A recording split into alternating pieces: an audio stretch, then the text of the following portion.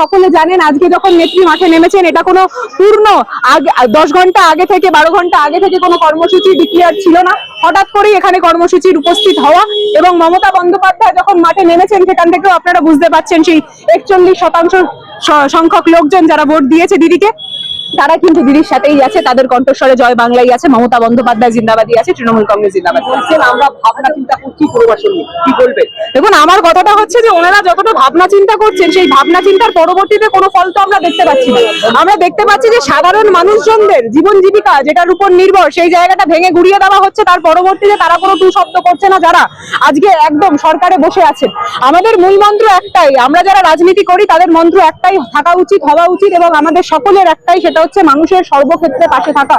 আজকে যাদের জীবন জীবিকাটাকে তারা ভেঙে দিচ্ছে বুলডোজার দিয়ে, বুলডোজার রাজ চালানোর চেষ্টা করছে আমাদের বাংলার বুকে, সেই বুলডোজার রাজকে আমরা ধিক্কার জানাই এবং ধিক্কার জানিয়ে আজকে মমতা বন্দ্যোপাধ্যায় আমাদের নেত্রীর নির্দেশিকা অনুসারে ওনার উপস্থিতিতে আমরা সকলে মাঠে নেমেছি এবং আগামী দিনেও এই লড়াই চলবে।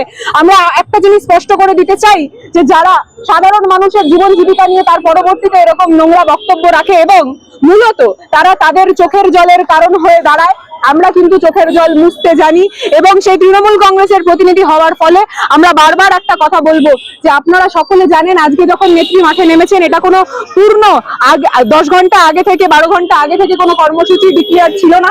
হঠাৎ করেই এখানে কর্মসূচির উপস্থিত হওয়া এবং মমতা বন্দ্যোপাধ্যায় যখন মাঠে নেমেছেন সেখান থেকেও আপনারা বুঝতে পারছেন সেই 41% সংখ্যক লোকজন যারা ভোট দিয়েছে দিদিকে তারা কিন্তু দিদির সাথেই আছে, তাদের কণ্ঠস্বরে জয় বাংলাই আছে, মমতা বন্দ্যোপাধ্যায় জিন্দাবাদী আছে, তৃণমূল কংগ্রেস জিন্দাবাদী আছে। নিত্য নতুন ভিডিও দেখতে আমতা টিভি ফলো করে রাখুন। ধন্যবাদ আমাদের সঙ্গে জুড়ে থাকার জন্য।